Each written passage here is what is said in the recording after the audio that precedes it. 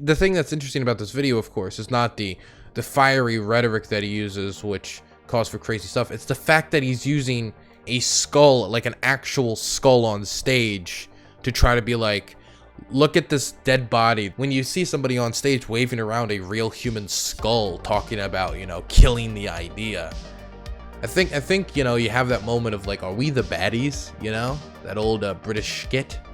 Are we the baddies? Let's look at this. So this is a video of a Russian mercenary and I guess musician on stage. This is from like a month ago, but it's still, I don't think I ever talked about it on stream. He's showing the skull of a Ukrainian soldier, and he talks about like what the goal of the war should be and how they need to destroy Ukraine and demilitarize it, yada yada. None of the things that are actually strategically possible. But the thing that's interesting about this video, of course, is not the fiery rhetoric that he uses, which calls for crazy stuff. It's the fact that he's using a skull, like an actual skull on stage, to try to be like, look at this dead body that we're desecrating. I would say personally, this is much worse than any like, hey, let me play you some war footage of some people dying, right? This is the desecration of like dead people's bodies, which shouldn't be allowed under really any circumstances. It's really fucked. The only person I think it should have happened to was Mussolini. Let me play the video. I'll turn it down so I can just read the subtitles for those listening. We're alive, and this guy's already dead. Let him burn in hell. He wasn't lucky. We'll make a goblet out of his skull. We are not at war with people of blood and flesh. We are at war with the idea. With the idea of Ukraine as an anti-Russian state. There can be no peace. We must de-Ukrainize Ukraine. We must return our Russian lands. Do you hear that? We must de-Ukraine. First he says we're not fighting with people of blood and flesh. We're fighting an idea. So like all the bombs on civilians, all of the what happened in Bucha, what's being uncovered in Izium, which we're going to talk about later today, of the over 450 graves that have been uncovered, many of them with their hands tied behind their backs, a familiar sight for those of you who, you know, paid attention to what happened in Bucha and other uncovered territories on what happened in the war. So like, you know, just they're fighting the idea. So like, don't worry about the flesh and blood and the humans, because we're fighting an idea, and we must de-Ukrainize Ukraine. It cannot exist as an anti-Russian state. But the thing is, to enforce or to talk about like Ukrainian language, right, which is distinctly separate from Russian language, to talk about Ukrainian history as separate from Russian history, to talk about Ukraine as possibly being separate from Russia. These are all what would be considered anti-Russian. If you listen to Vladimir Putin's speech on February 24th, or you read his essay from a year prior, which I recommend everyone do. Usually the people who are going to recommend this to you are going to be like pro-Russian commentators, but if you recommend this, I recommend it for a separate reason, and that's because listen to how he talks about Ukraine in this. How he belittles it, how he like makes it like this small kind of like insignificant, like the idea that it could ever exist outside of Russia or outside of the Russian sphere of influence is like he like diminishes the idea, like it's impossible. In it, he talks about how Ukraine is an artificial state created by Russia, how Ukraine has everything it's ever had given to it by Russia. I would also note that includes war crimes of the Stalin regime, and that includes the banning of the Ukrainian language during the Russian Empire. That includes the execution of Ukrainian freedom fighters and Ukrainian independence advocates. That includes even the killing of the Ukrainian communists who just didn't match with the official Kremlin line.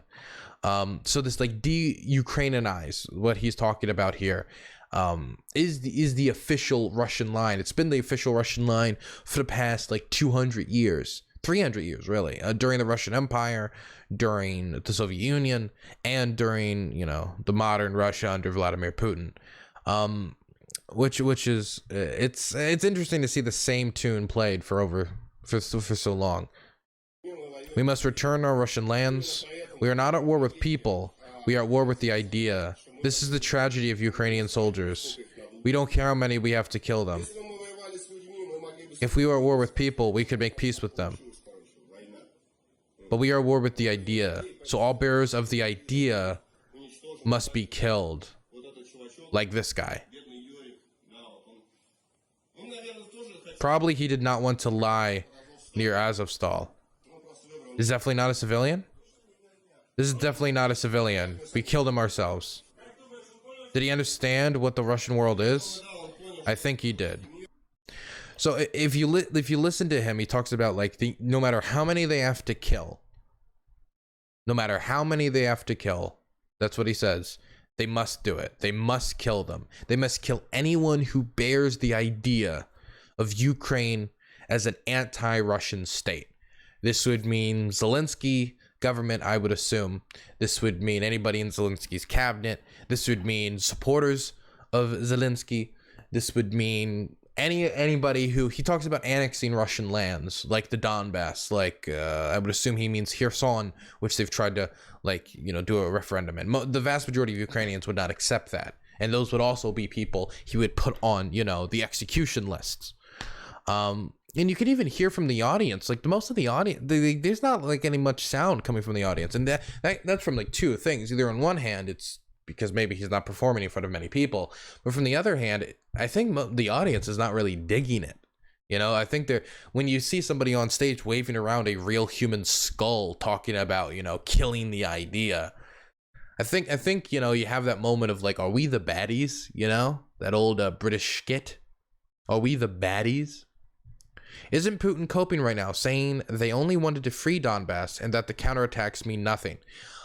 They're trying to cope and seethe and scream, but the thing is, even if we were to pretend that the only reason Russia invaded was to free the Donbass, which is a ridiculous proposal because they said at the start of the war exactly what the purposes was. It was to demilitarize Ukraine, it was to denazify Ukraine, which you can interpret in a lot of ways, but I think the main interpretation we could make out of that was to change the government in Ukraine, that we must get rid of Zelensky's government. And if you look at the state media talking points, that's what they're talking about, getting rid of Zelensky, getting rid of his government, the Banderite, gay, Jewish Nazi government of Vladimir Zelensky. They talk about these demands at the start, stopping the expansion of NATO, which they've already failed in. NATO's coming to Finland and Sweden, which a lot of the purpose of this war was to stop NATO from expanding its, at least according to Vladimir Putin, was to stop from NATO expanding its border with Russia. They've already failed in that because it's coming to Finland. And so like at the start of the war, they talked about this. They talked about exactly what they're doing. And so now, over 205 days into the war, they're going to say, never mind, it was just actually to take the Donbass, which is coping, it's seething. Of course, that's not the case. But let's say for a tiny moment that we actually accepted Russia's line, that maybe it actually was to just take the Donbass. Well, they haven't even accomplished that. I went to Kramatorsk myself. It's still under Ukrainian control. It's still free from Russian occupation. I mean, there's a possibility. I mean, they're fighting over Lyman right now. The Ukrainians are pushing them out of Kharkiv, and like soon they're going to push deeper into the Luhansk Oblast. In fact, some villages in the Luhansk Oblast have been liberated very recently. And so even if you were to interpret the war as just a war over the Donbass, the Russians still haven't won that. And currently they're not winning it because they're not really making much ground there. So even if you were to ignore the Russian demands or the Russian goals earlier on in the war, which, the capturing of all of Ukraine to do regime change or demilitarization or stopping the expansion of NATO or any of these things, like that just didn't, like it still hasn't accomplished even the more moderate Russian goals. Putin recently said Russian army. Sorry, you're just okay. 1 second. Putin recently said that the Russian army is not fighting in full force. I heard this and I saw it also repeated on state TV. He's just not telling the truth. Like, if he wants to, then fight in full force. Is he just standing here, letting his army get fucked around, letting his army get destroyed. And let's talk about that for a second. Let's say he was even telling the truth.